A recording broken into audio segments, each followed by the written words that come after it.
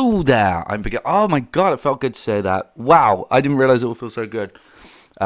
Yes, yes, this is my hat. I've been catching up.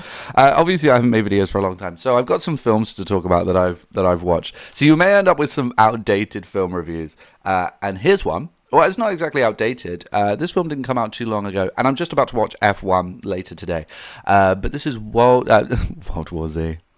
That would be outdated. This is 28 years later. I really enjoyed this film, and I've been reading conjecture and like the back and forth. People saying that the film was for dumb people and that it's a stupid film and all of this. The writing's bad, etc. And I think this has become one of those films. These films come every They do. They come. These films come around every now and then where the conversation is a bit strange, about films like this. And that's probably why the conversation feels strange. I say this as someone, by the way, who spent like close to a decade studying film. I have a degree in film, which doesn't make me an authority on it. I haven't studied film for a fair few years, but I have read so much literature about film, it's ridiculous. And I don't like Hitchcock. But anyway, yeah. And so I think the conversation has shifted. It's ebbed and flowed around this film, and it feels weird, and it's going to feel weird. And I frankly think it will probably always feel weird, because this has become one of those films where a couple of aspects are great, and then a few aspects aren't like really focused on as much. And again, these types of films come around every now and then. Sometimes we notice it, sometimes we don't. I feel this way about Top Gun Maverick. I think like as an audio-visual IMAX experience, awesome. As someone who watched it on Sky Movies on my, standard home TV with no like soundbar or anything like that, actually wasn't overly impressed. It just felt like nostalgia bait to me. But audiovisual spectacle, awesome. Now I went to see 28 years later in the cinema, and again, as an audiovisual spectacle, as an exercise in editing, fantastic film. I had a great time with this movie. I really enjoyed the experience, and I loved a lot of what Danny Boyle was doing here.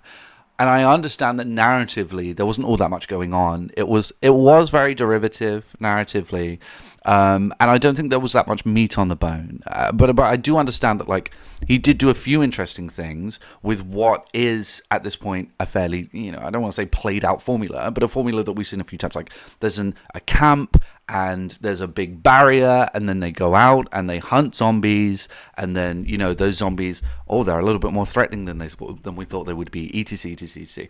And like Boyle did definitely pepper in a lot of things that were like designed to feel deeper, and in my opinion didn't feel maybe as deep as he wanted them to feel. And that stuff like Ralph Fiennes' character, where he goes and like sort of has a sense of like atonement, and well, maybe not atonement, but like altogetherness and learning and progression when he puts a skull on top of a tower and stuff like that. And it's shot very beautifully, and there's a sunset, a little too saccharine for me, and I felt like that was maybe a little bit too on the nose. But I think a lot of that was because it was so shot and presented in such a saccharine way that I couldn't really take it all that seriously, and therein lies the problem with that. But I think everything else around it was such a brilliant exercise in like just creating an audiovisual experience that I just loved the film. And I came away from the film feeling so great about it, because all of the environments and the presentation of those environments and the cinematography surrounding those environments, used to capture those environments, just felt so great to me and kind of refreshing. Although we are experiencing a sort of like a bit of a golden age of like interest in cinematography and stuff like that. Not everyone's doing it, but a lot of people are doing some pretty interesting stuff with cinematography and with editing, etc. But this is just a great example of it, and I don't expect anything less from Danny Boyle. This is a very Danny Boyle film. And that is also encapsulated in the way that zombies die. I'm going to spoil it for you now. I've heard Charlie complain about this, that there's like an editing thing where every time a zombie is killed, it's like a loose stop motion style type of thing, where there's like a frame and then another frame, and it kind of spins from one frame to the next. I've heard complaints about this, that it's goofy and it's silly and it's stupid and it makes you take the film less seriously.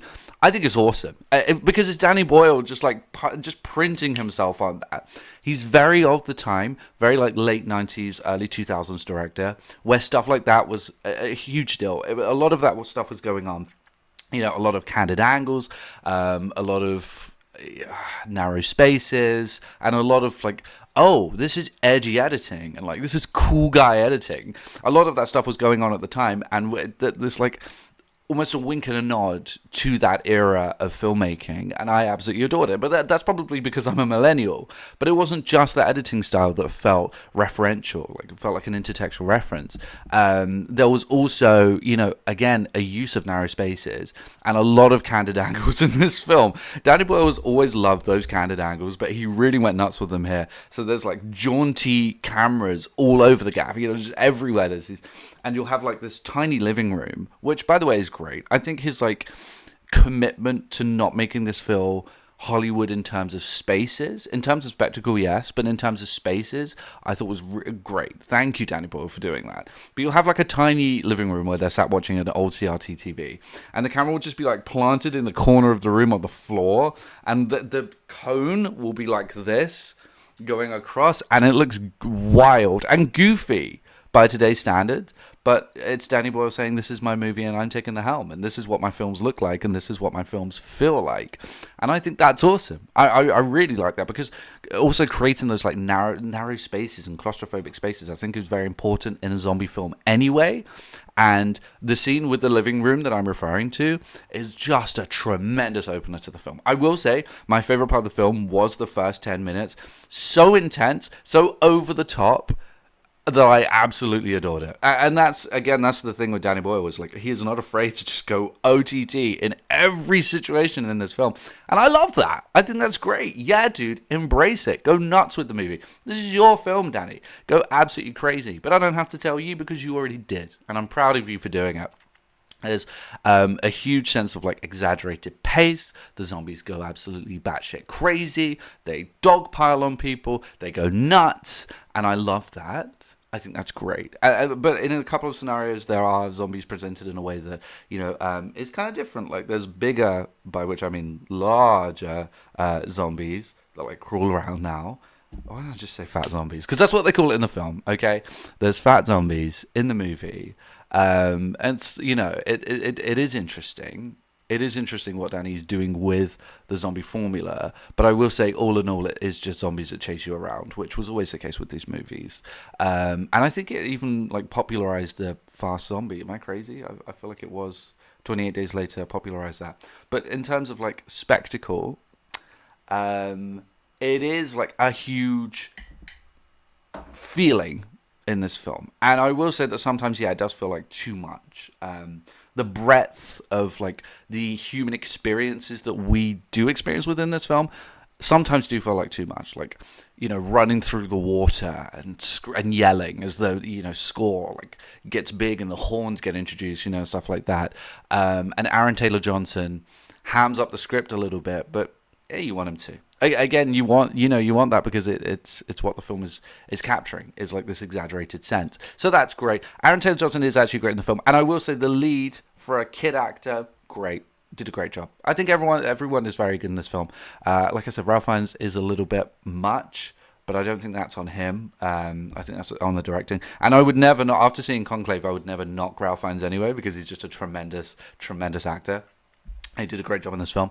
It's a small cast. The only guy I didn't really think too much of was the guy that they kind of find who rescues them, if you've seen the movie. That whole like side plot just didn't really do much for me, and kind of it was over very quickly. The idea of like the pregnant zombie, at first I didn't think it was a good idea, but then actually they do some pretty interesting stuff with it, so I'm cool with that.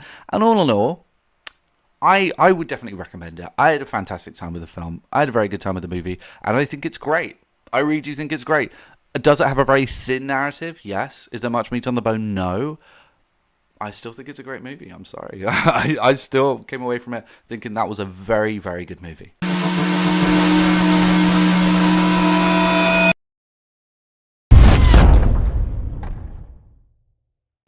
So those are my thoughts on that, and I guess I'll see everyone later.